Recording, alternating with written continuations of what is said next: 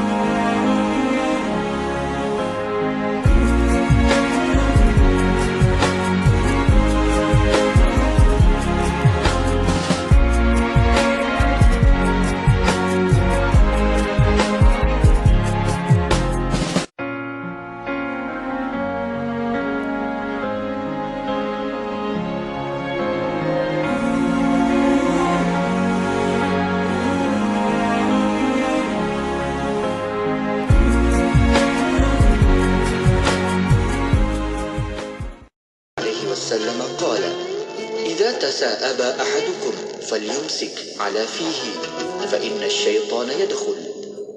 Daripada Abu Sa'id Al-Khudri radhiyallahu anhu, Nabi sallallahu alaihi wasallam bersabda, apabila seseorang daripada kamu menguap, hendaklah dia memegang, yakni menutup dengan tangan mulutnya, kerana syaitan masuk menguasai dirinya.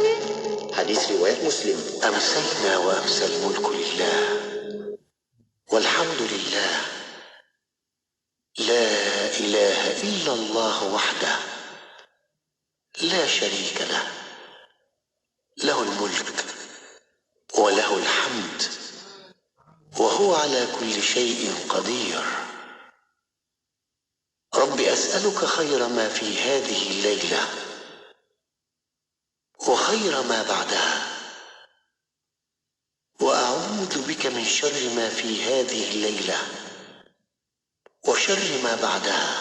رب أعوذ بك من الكسل وسوء الكبر. رب أعوذ بك من عذاب في النار وعذاب في القبر. Kami dan seluruh kerajaan memasuki waktu petang kerana Allah. Segala puji bagi Allah. Tiada sesembahan yang berhak disembah melainkan Allah semata. Tiada sekutu baginya.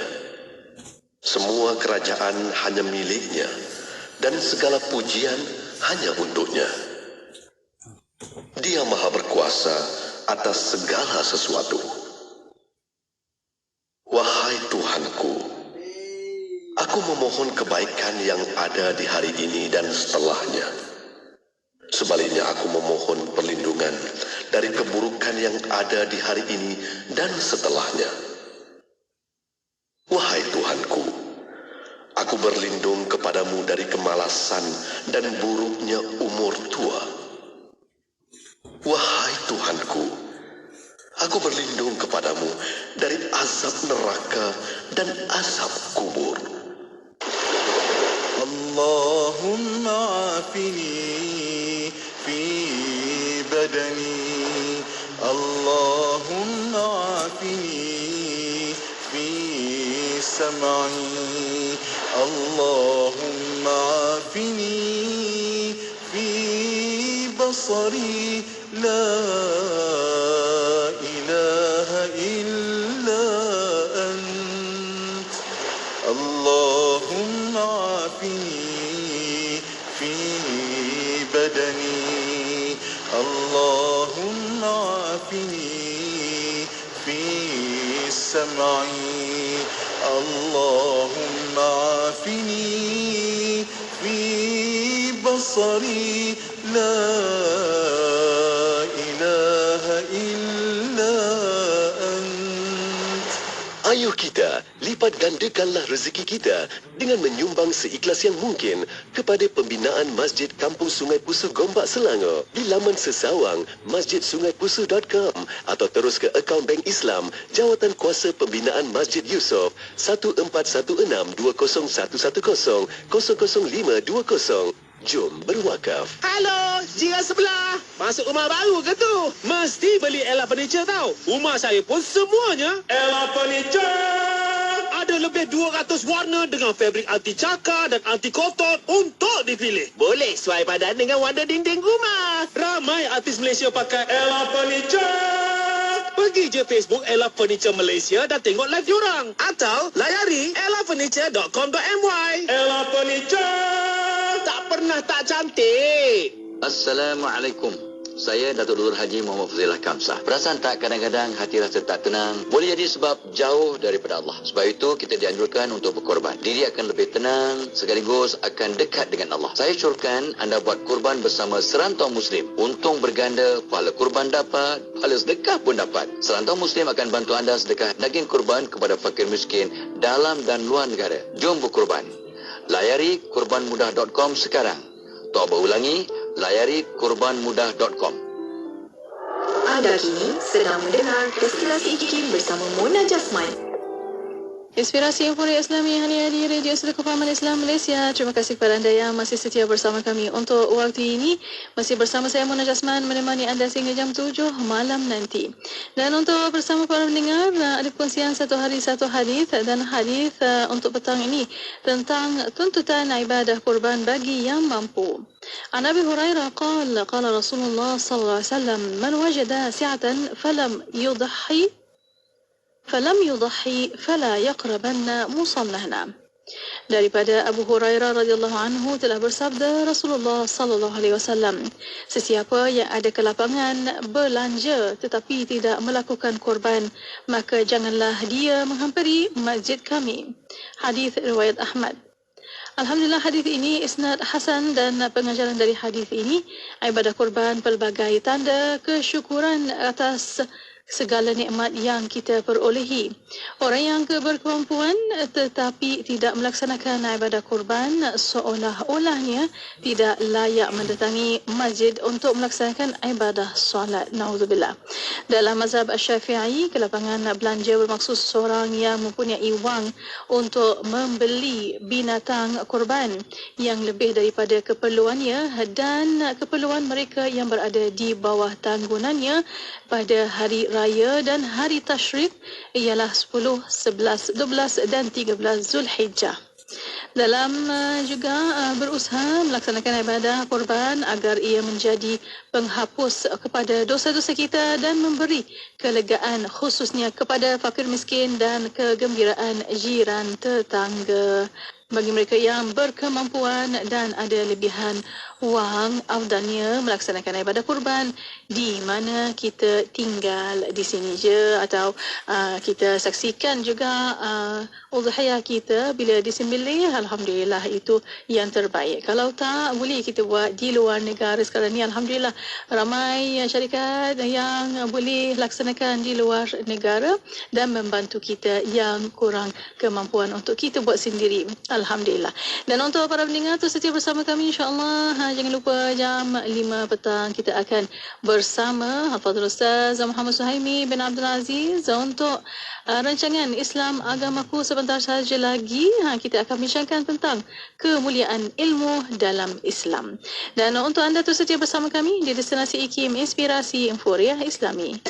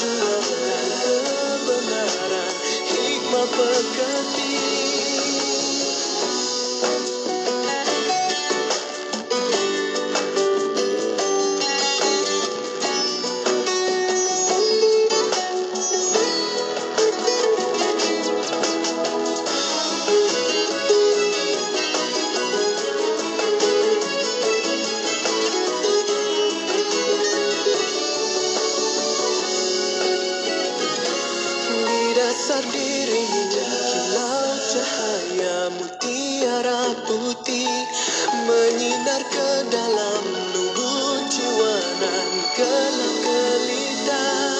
Di dasar dirimu karang indah, halus penuh seni, meneguh perjuangan kebenaran, hikmah pekerti. Kau inspirasi jiwa nan suci, ingin ku terus selami. Kau inspirasi permata hati, ingin ku terus dekati. Kau inspirasi walau kau pergi, namun kau tetap di sini.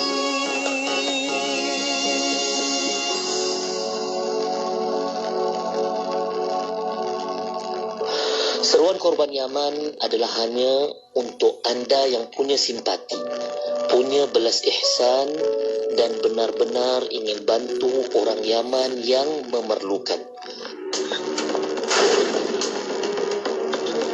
Mereka tinggal di negara bergolak dengan konflik yang tidak berkesudahan, menyebabkan orang-orang Yaman tergolong dalam golongan yang perlu diberi bantuan dan perlu diberi keutamaan sesuai dengan salah satu tujuan ibadah korban.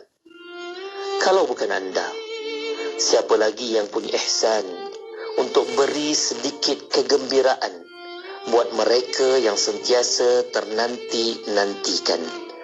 Hadiahkan sebuah senyuman untuk orang-orang Yaman dengan meletakkan sedikit bahagian korban anda untuk saudara kita di Yaman. Hubungi Kasih Insan di 012-703-0788 atau layari kasihinsan.org. Pertubuhan Kasih Insan Malaysia sentiasa cakna dan tidak pernah putus, sentiasa mengingatkan anda tentang Yaman. Kami antara NGO yang fokus untuk bantu keperluan orang-orang Yaman. Bantu kami untuk bantu Yaman. Pastikan ada bahagian orang-orang Yaman dalam bahagian daging korban anda tahun ini. Mereka sentiasa ternanti-nanti, mengharap ada yang sudi dan sentiasa terbuka hati untuk bantu mereka Aidil Adha ini. Hubungi Kasih Insan di 012-703-0788 atau layari kasihinsan.org. Ingat korban, ingat korban Yaman. Siti, kamu ni kejap solat, kejap tak. Jangan buat main-main, Siti. Sibuk, Mak. Masa terhad sikit. Manakah nak rehat untuk makan lagi? Nak cuci makeup sebelum solat lagi? Dah tahu masa tu terhad. Carilah sesuatu yang memudahkan. Kamu tengok Sisa tu. Sempat aja dia nak bersih dan tanggalkan makeup sebelum wuduk. Dia pakai hot set kosmetik Nuraisa, Mak. Nuraisa kosmetik mesra wuduk tu? Habis tu, kenapa kamu tak pakai hot set kosmetik Nuraisa juga? Nuraisa kan kosmetik mesra wuduk. Negeri Sembilan 102.7 FM.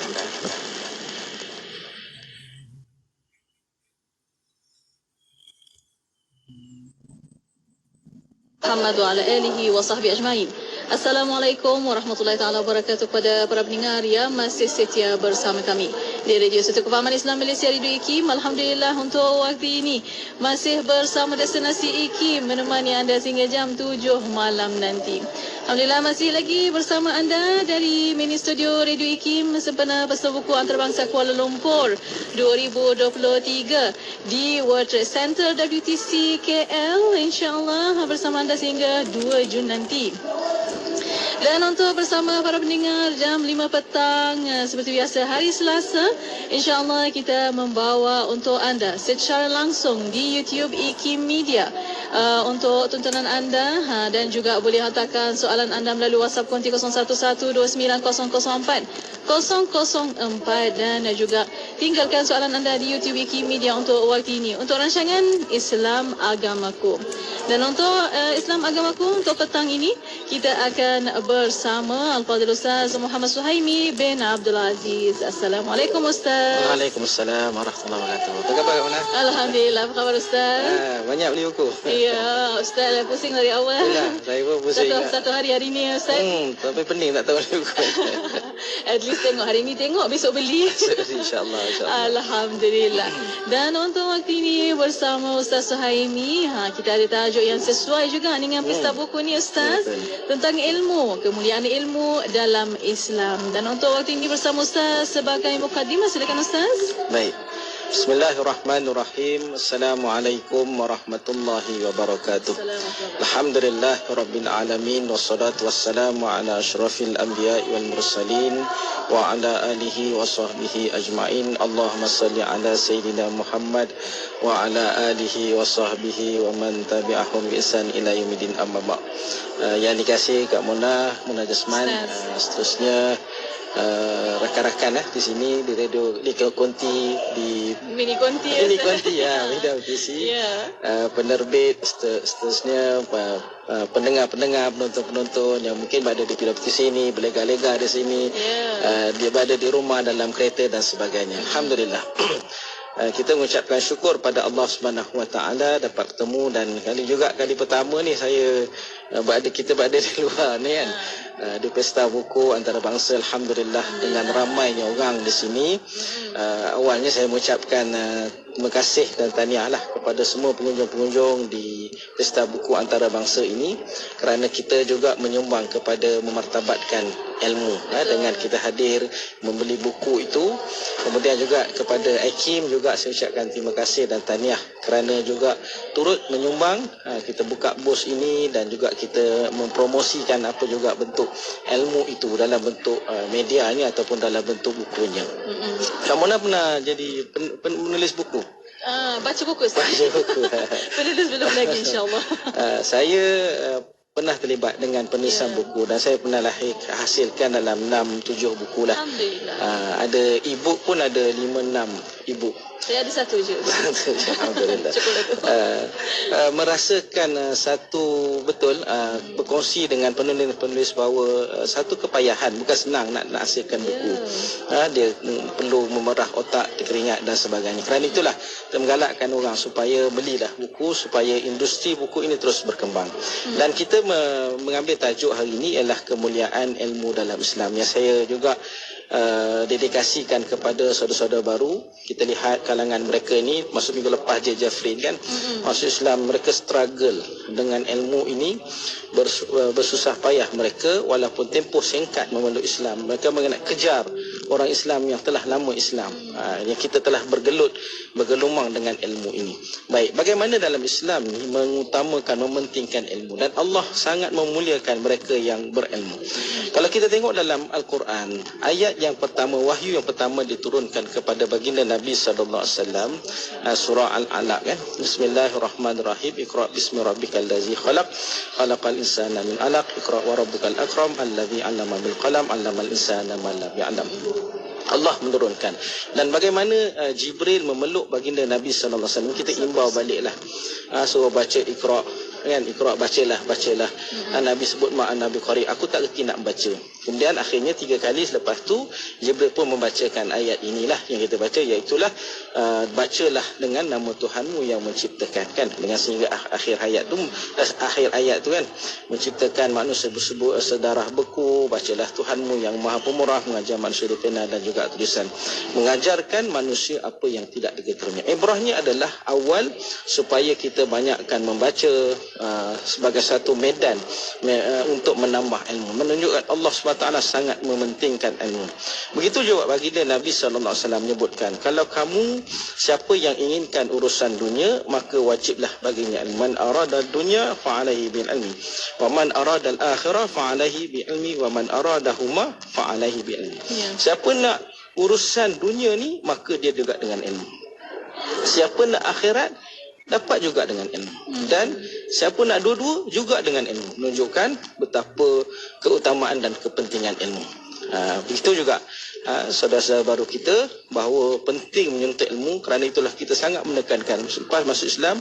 Hari ini pun alhamdulillah Kak Mona, sebelum saya datang sini saya dapat panggilan perlu nak mengislamkan 2 orang. Ada yang datang tu dengan berseluar pendek. Berseluar pendek sekata saya nak masuk Islam. Saya kata tak apalah, masuk Islam. Kan dia kata saya tanya ada seluar panjang, tak ada. Jadi apa kita hadiahkan nanti dia seluar panjang sebagainya. Alhamdulillah. Baik. Kemudian kita nak sebutnya tentang dalam Islam hukum menuntut ilmu ni sangat dituntut ataupun wajib. Nabi sebut talabul ilmi fardhatun 'ala kulli muslim. Menuntut ilmu itu wajib bagi setiap orang muslim. Nabi kata muslimin dan juga muslimat. Allah sampai menyebutkan jangan semua orang pergi berperang. Kerana sebahagian mesti tinggal untuk menuntut ilmu. Dalam surah At-Taubah ayat 122.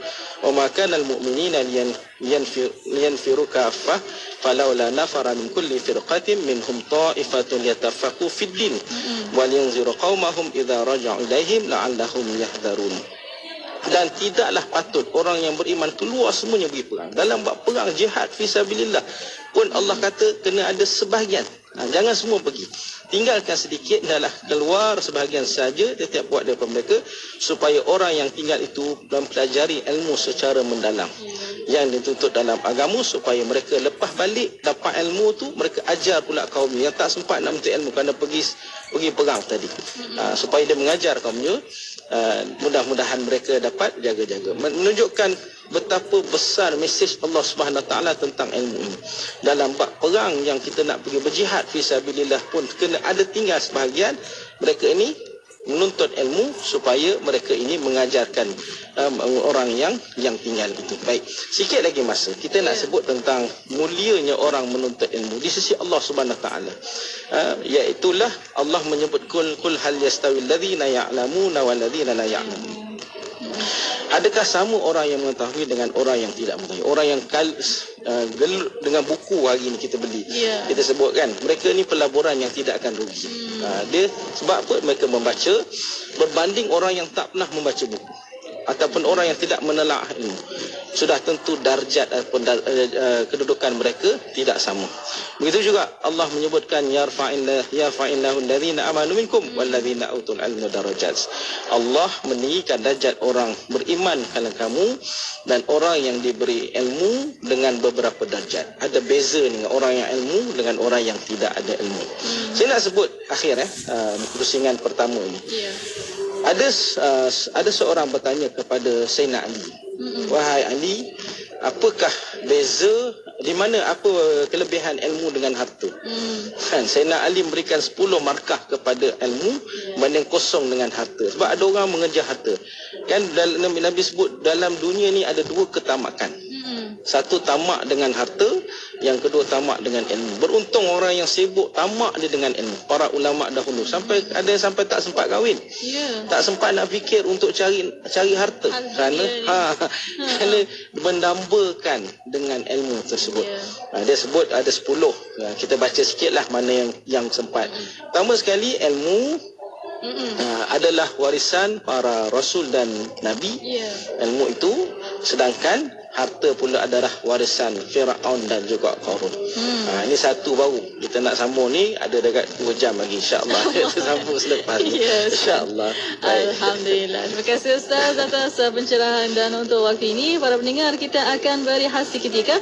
Kita akan kembali selepas ini. Untuk anda boleh hantarkan soalan anda melalui WhatsApp konti 011129004004 dan juga boleh tinggalkan soalan anda di YouTube IKIM Media. Berehat seketika kembali selepas ini. Terus setia bersama kami hanya di Destinasi IKIM.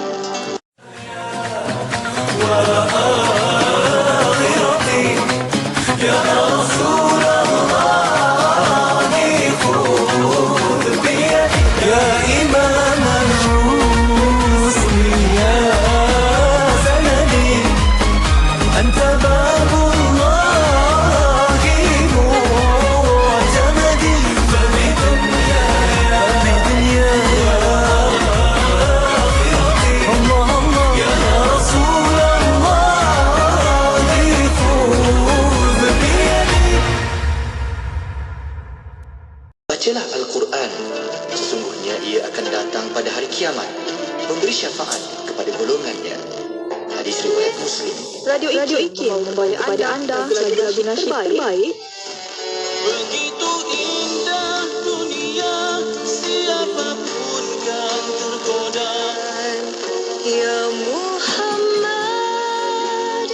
Rasulullah. IKIM memberi anda lagu-lagu nasyid yang mengusik jiwa. IKIM, inspirasi Inforia Islami.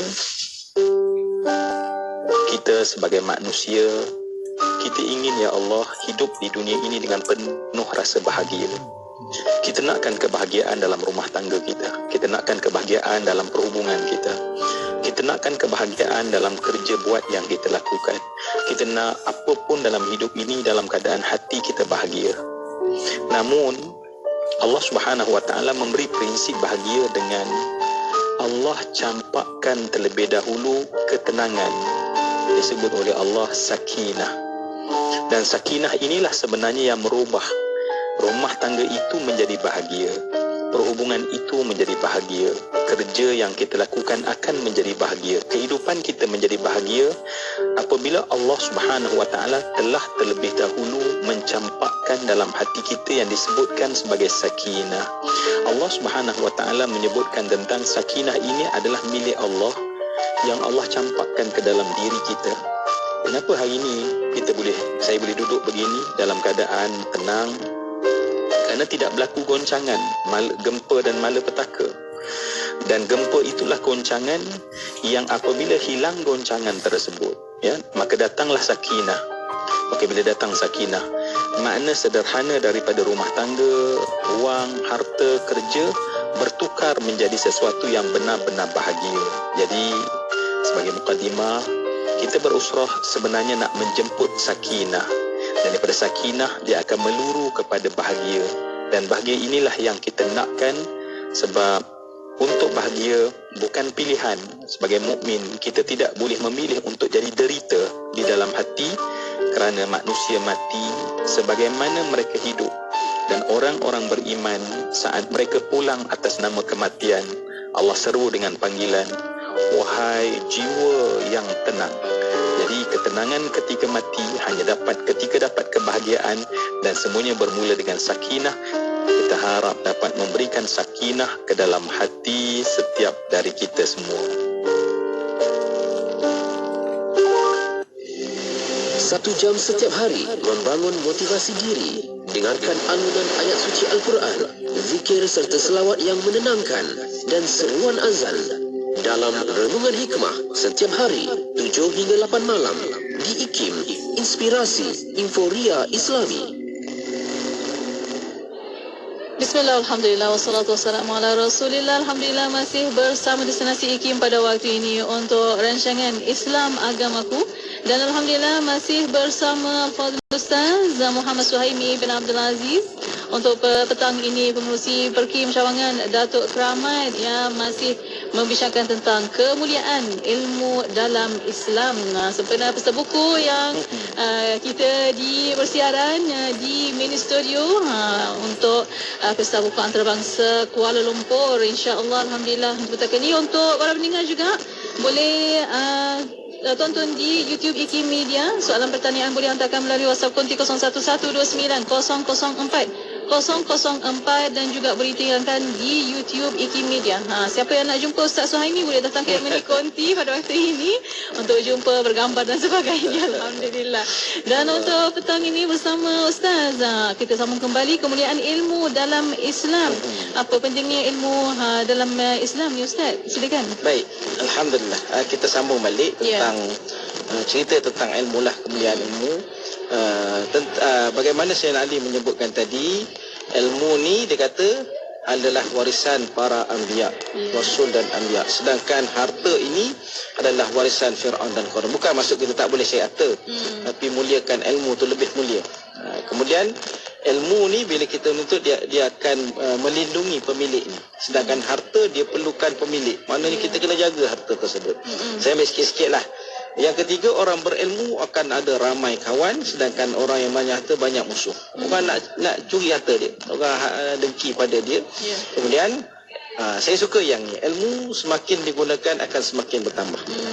Saya dulu mula-mula datang konti ilmu yang sedikit ni kongsikanlah. Tapi bila mana dah setahun ni nampak bukanlah kata banyak ilmu tapi banyak boleh kita kongsi. Bertambahlah jugalah ilmunya sebab banyak berkongsi tu, alhamdulillah. Ya, jadi itulah kita cakap barakah ilmu itu. Kena kongsikan, dia akan bertambah ilmu pada kita. Sedangkan harta bila mana kita makin banyak gunakan makin berkurang. Itu kekurangan betul.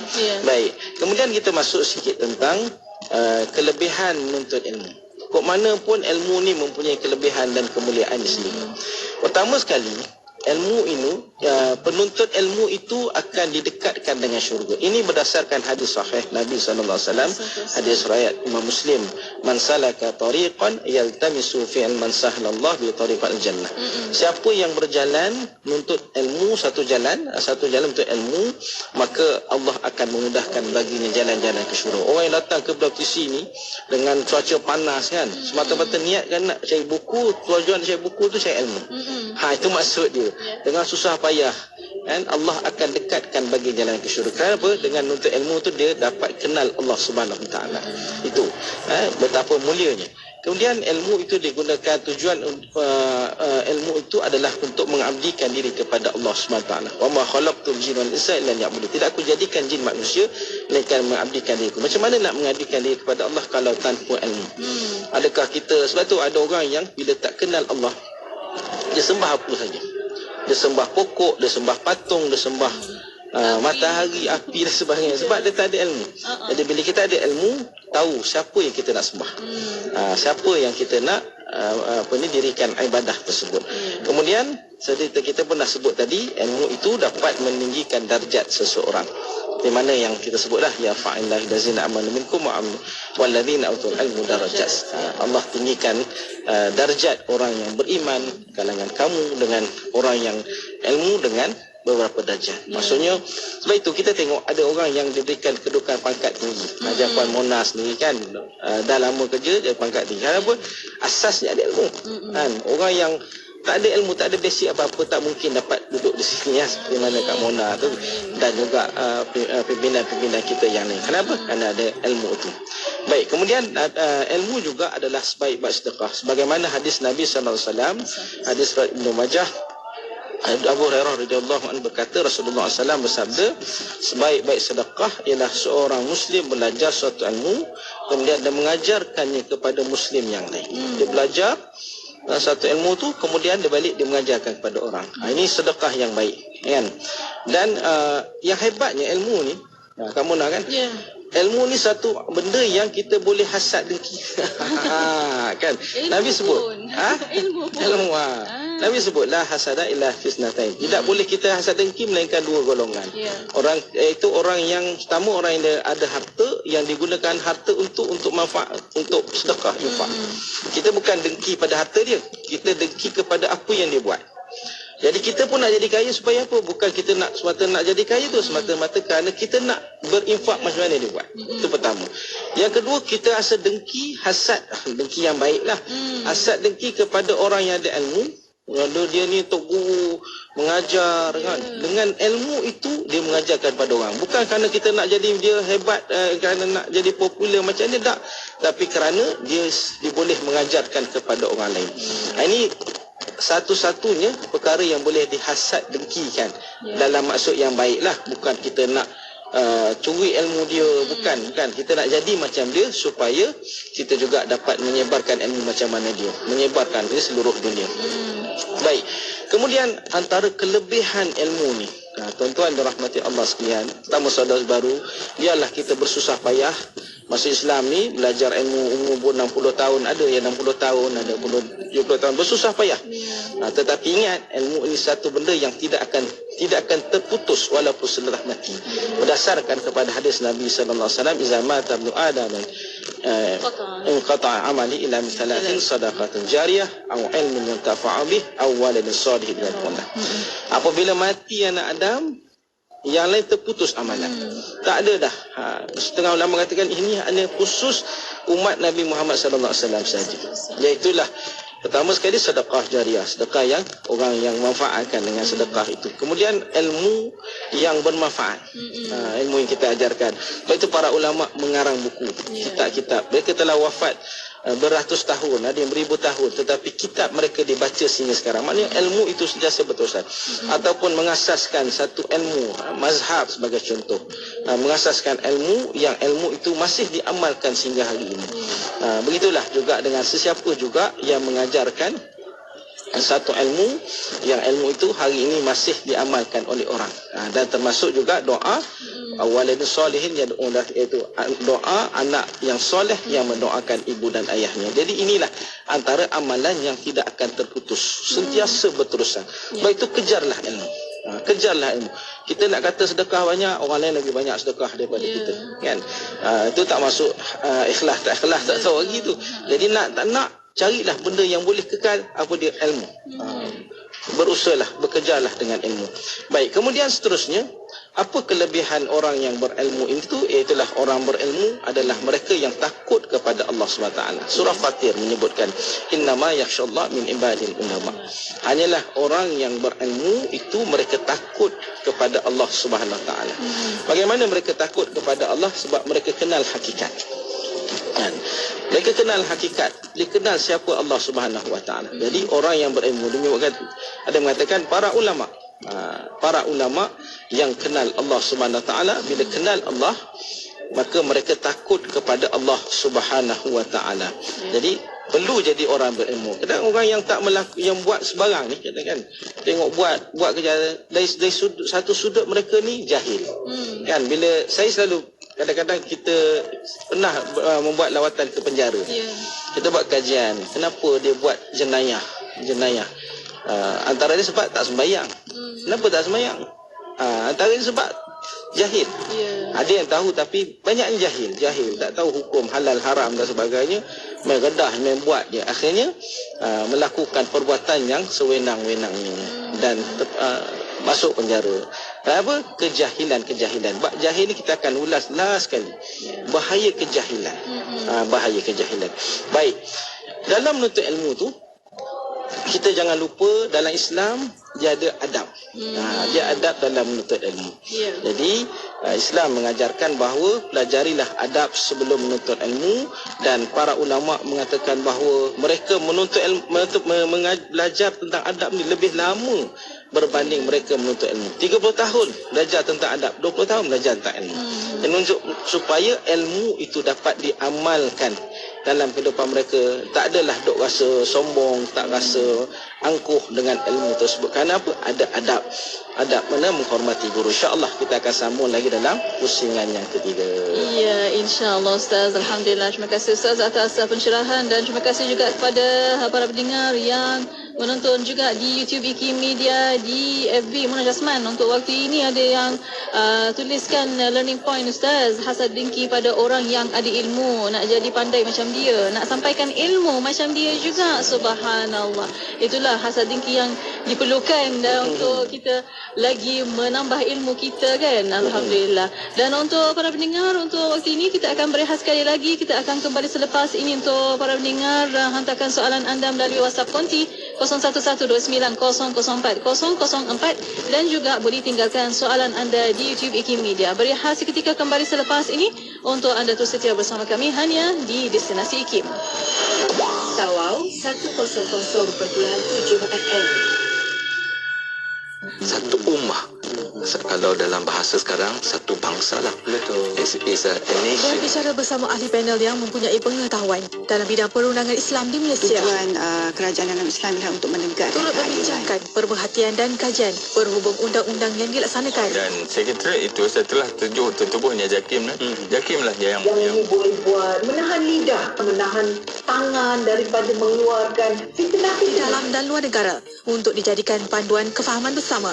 Ikuti rancangan syariah dan perundangan Selasa jam 10.15 pagi. Pastinya di IKIM, Inspirasi Inforia Islami.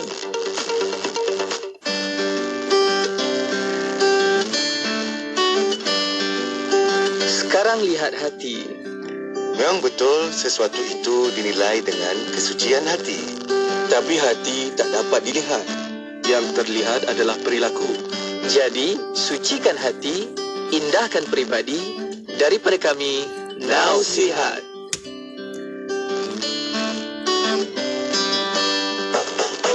Tak kiralah di mana anda tinggal, rumah sendiri atau rumah sewa, kecil atau besar, tetap tempat kediaman kita. Jangan beralasan dalam menjaga kebersihan persekitaran rumah dan manfaatkanlah masa duduk di rumah untuk aktiviti meindahkan rumah anda. Berikut adalah beberapa cara mudah mengekalkan kebersihan persekitaran rumah. Amalkan rutin berkala sendiri seperti menyelia barang-barang untuk dibuang, digital semula atau disimpan dari masa ke masa. Buang sampah ke dalam tong sampah setiap hari, membasuh tandas dan ruang dapur serta menyapu lantai di dalam dan halaman rumah. Amalkan secara konsisten dan dapatkan kerjasama daripada semua ahli keluarga. Pasti ia tidak membebankan. Kedua, cubalah menggunakan kreativiti seperti menghias kebun kecil di luar rumah atau meletakkan pokok yang sesuai di dalam rumah. Ia menampilkan kelainan dan suasana menenangkan. Keadaan persekitaran rumah adalah lambang kepribadian dan kerohanian penghuninya. Radio IKIM mengajak anda menjaga kebersihan kediaman dan persekitaran komuniti untuk keselesaan tubuh yang sihat dan minda yang ceria. Dengarkan seleksi lagu-lagu nasyid. Hanya di IKIM, inspirasi Inforia Islam.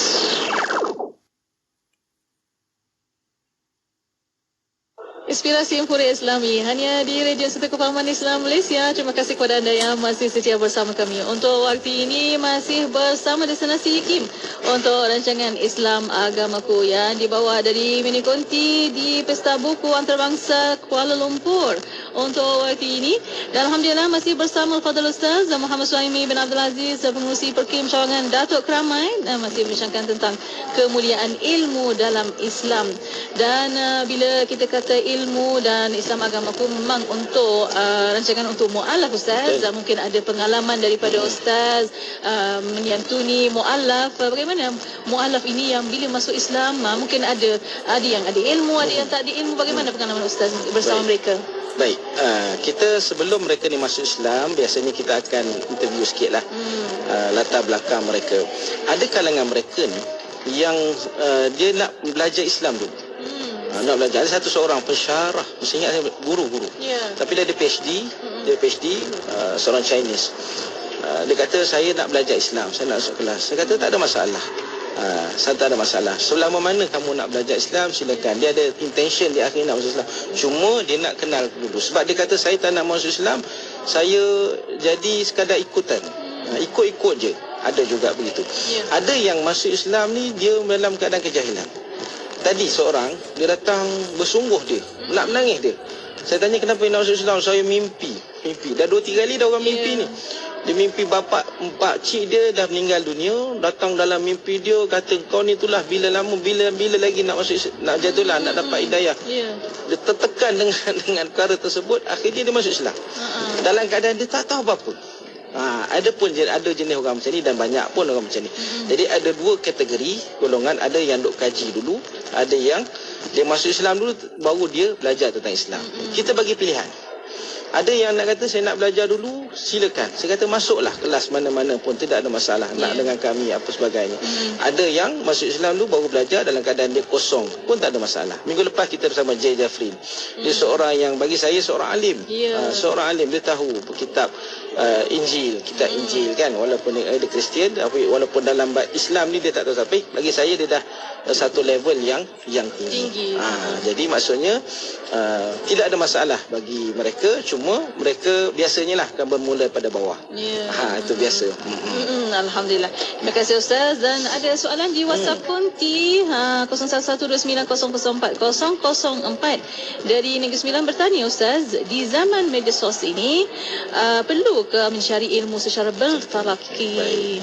Soalan yang sangat baik. Ilmu secara bertalaki itu satu keutamaan, satu keutamaan. Maksudnya dia adab. Sebab apa? Kita dapat berdepan dengan guru. Apa yang diajarkan dalam kitab, mungkin apa yang ditulis tak sama dengan apa yang disyarahkan. Jadi pentingnya kita berguru. Mungkin cuma yang berbeza bertalaki. Ada yang melalui online. Saya sendiri ambil masters dan kelas-kelas yang tertentu secara online. Sebab ialah dalam kelebihan waktu sekarang kan. Nak pergi kelas pun jauh. Ada yang sampai ke Pahang, kelas saya ada ke Pahang. Jadi ada kemudahan sekarang. Okey. Jadi manfaatkan. Mata laki ni dalam berbagai kaedah. Ada yang zaman Nabi SAW duduk sampai bertemu lutut kan, Nabi dengan Jibril alaihissalam ataupun dengan para sahabat. Tapi zaman sekarang kita manfaatkan. Jadi bagi saya tidak ada masalah, tetapi pentingnya berguru. Penting berguru.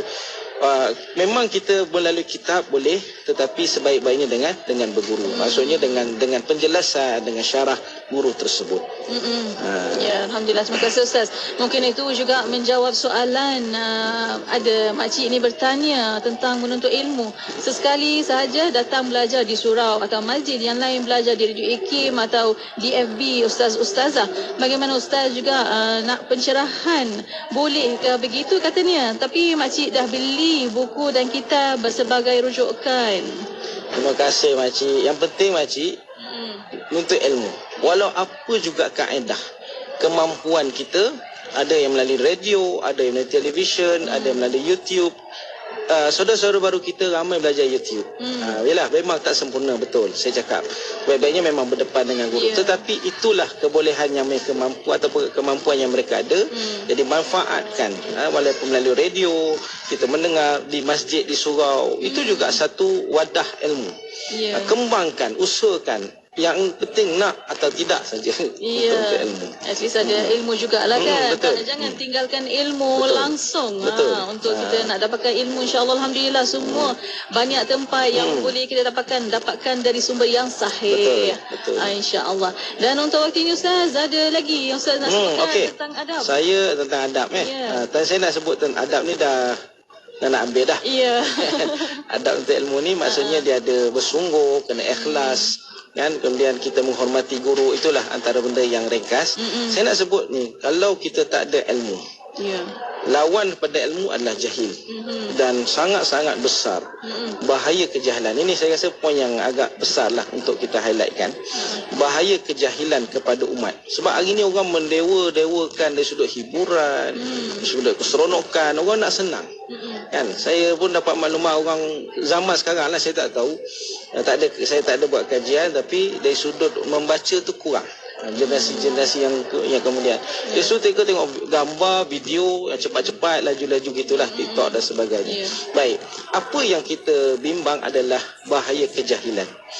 Jadi kejahilan itu kesan dia akan menyebabkan kita jauh daripada Allah Subhanahu Wa Taala. Ialah bila kita jauh, Allah menyebutkan, Sayyidina Umar bila tafsirkan surah Al-Infitar, ya ayyuhal insan ma gharraka bi rabbikal karim. Wahai manusia, apakah yang menyebabkan kamu, memperdayakanmu daripada derhaka kepada Tuhanmu yang Maha Pemurah. Sayyidina Umar bila tafsirkan surah Al-Infitar ini, dia mengatakan bahawa kebodohan, wahai Tuhanku, tak ada lain sebab bodoh, mana kejahilan. Bila jahil menyebabkan manusia itu derhaka kepada Allah SWT, sanggup buat apa saja. Jadi itu bahayanya pertama. Kemudian kebodohan juga boleh, ataupun kejahilan menyebabkan manusia jauh daripada kita. Kita ni dengan kesombongan, dengan jahil kita, orang menyebabkan orang tak nak layan kita. Kan, orang tahu dia ni sembang ni, dia ni bukan bijak, bodoh kan. Jadi menyebabkan orang jauhkan diri daripada kita. Baik. Dan masalah yang ketiga adalah kebodohan atau kejahilan ni sebenarnya boleh berjangkit. Macam mana nak kata berjangkit? Sebab ulama mengatakan kalau kita banyak bergaul dengan bodoh, kita pun jadi macam dia. Kita bergaul dengan orang yang tidak cerdik kan, dengan pemikiran yang rendah begitu. Bila kita bergaul, akhirnya kita pun jadi macam dia kan. Benda yang kadang-kadang benda berjangkit tu masalah.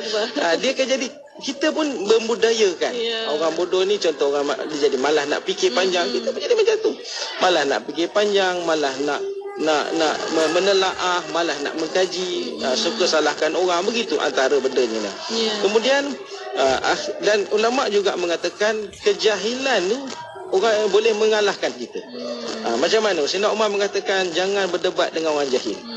Sebab apa? Dia orang jahil ni dia cakap macam orang tak ada otak kan. Dia cakap bukan sebab nak cari benar atau salah, dia nak menang kan. Di akhir nak menang, kita kata nak menang, ambil lah nak menang. Kita nak cari kebenaran.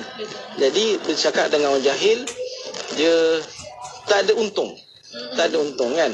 Dia sebab dia menegakkan benang yang basah.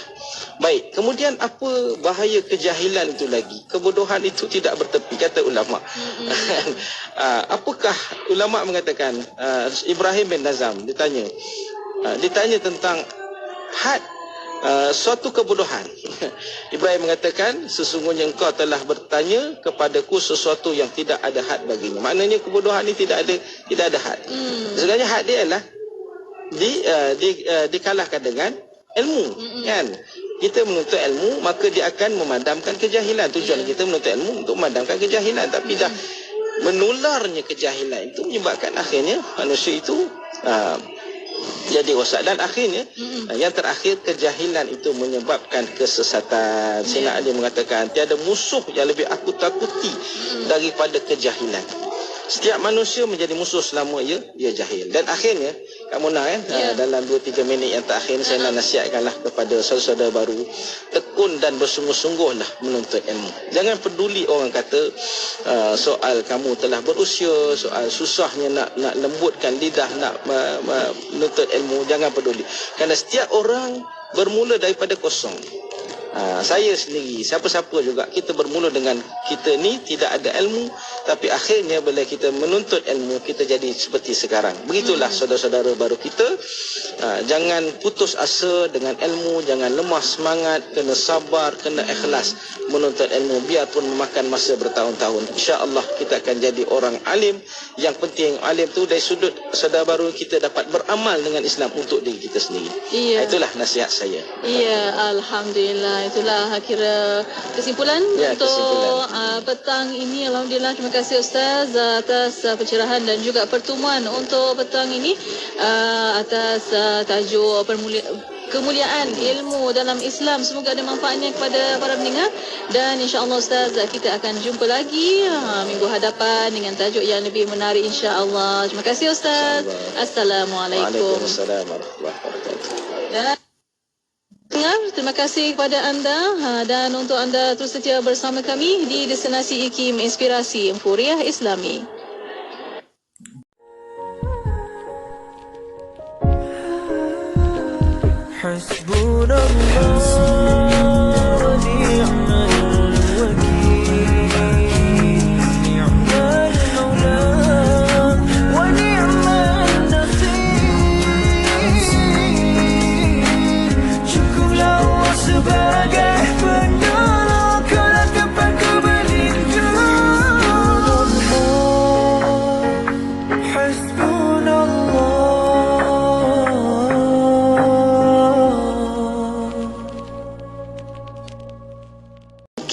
Dan putranya lah yang mencayakan misi besar itu. Sultan Murad II juga menyemat kukuh dalam minda Muhammad Al-Fatih bahawa beliau akan menjadi penakluk kota yang memiliki pertahanan yang amat utuh itu. Justru Al-Fatih membesar dengan cita-cita mulia dan amat mencabar. Bismillahirrahmanirrahim. Ya Hayyu Ya Qayyum, birahmatika astaghith, aslih li sya'ni kullahu, wa la takilni ila nafsi tarfata 'ain.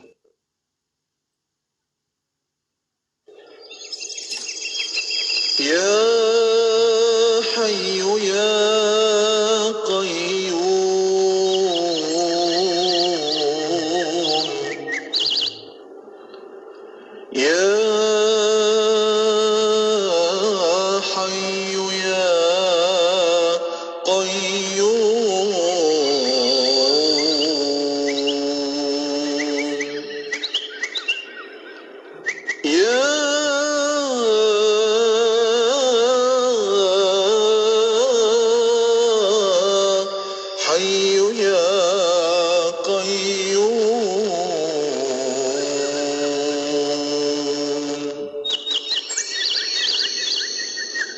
برحمتك أستغيث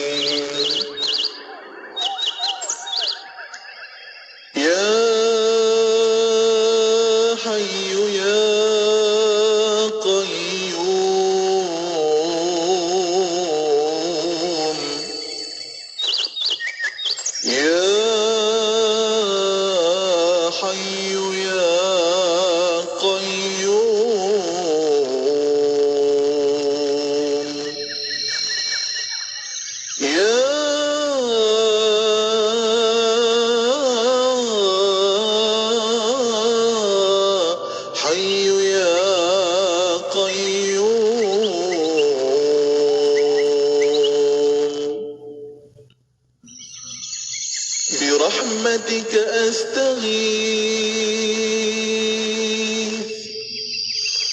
أصلح لي شأني كله ولا تكلني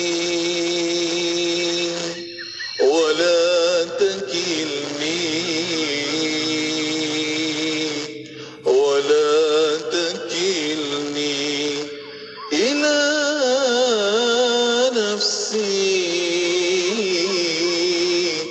طرفة عين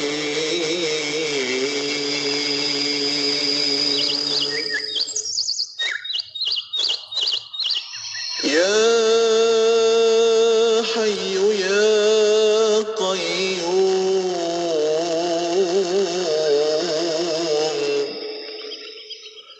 يا حي يا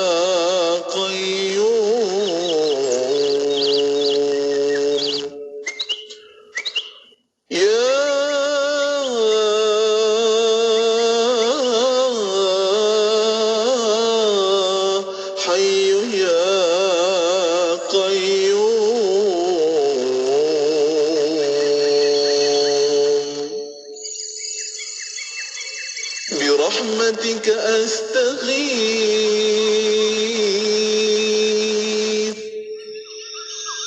أصلح لي شأني كله